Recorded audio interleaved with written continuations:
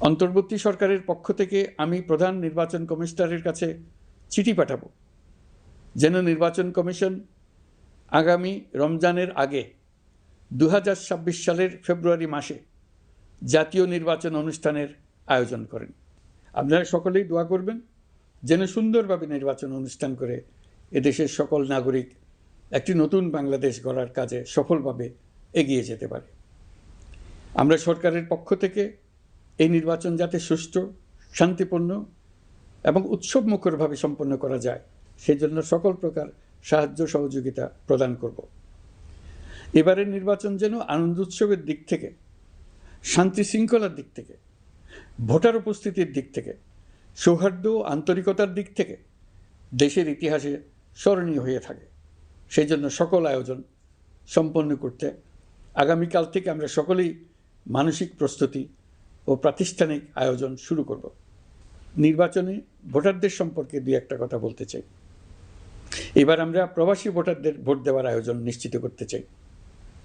অর্থনৈতিক দিক থেকে সম্পূর্ণ বিধ্বস্ত বাংলাদেশ যে আবার দ্রুত ঘুরে দাঁড়াতে পেরেছে তার বড় কারণ হলো আমাদের রেমিটেন্স যোদ্ধাদের ঐতিহাসিক নিশ্চিত করার জন্য নির্বাচন কমিশন প্রস্তুতি নিচ্ছে।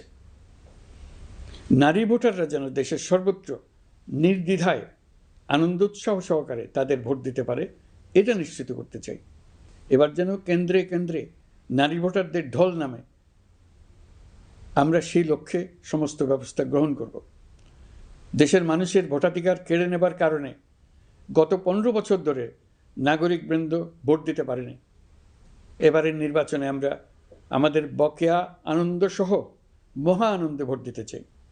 এবারের নির্বাচনে জীবনে প্রথমবার ভোট দিতে যাবে এরকম ভোটাররা নানা উৎসবের মধ্য দিয়ে ভোট কেন্দ্রে যাবে, তাদের এই দিনটি স্মরণীয় করে রাখার জন্য।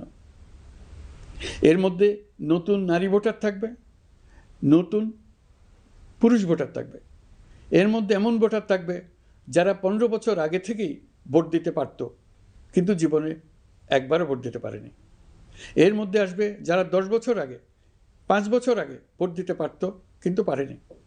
আর আসবে ভাগ্যবান ও ভাগ্যবতীর দল যারা এই প্রথমবার ভোটার হওয়ার যোগ্যতা লাভ করলো এবং সঙ্গে সঙ্গে ভোট দেওয়ার সুযোগও পেয়ে গেল। নির্বাচনের দিনকে আমরা ঈদের উৎসবের মতো করতে চাই। এবারের ভোটের আনন্দ থাকবে সবার মধ্যে। আপনারা সবাই বাচ্চা কাচ্চাদের নিয়ে ভোট কেন্দ্রে যাবেন। নাগরিক অধিকার প্রয়োগের মহা আনন্দ পরবর্তী বংশধরদের কাছে তুলে ধরার জন্য এখন থেকে প্রতিদিন আলাপ আলোচনা করুন।